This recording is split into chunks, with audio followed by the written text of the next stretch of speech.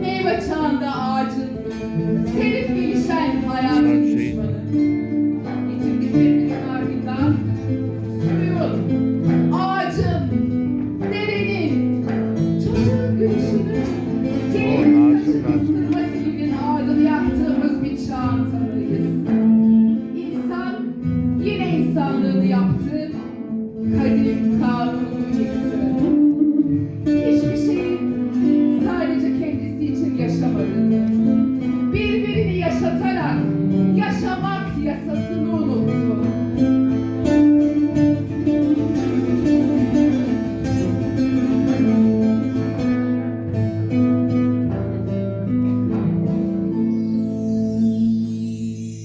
İnsan insan derlerdi, insan nedir? Şimdi bildim, can can diyor, söylerlerdi, ben can nedir? Şimdi bildim.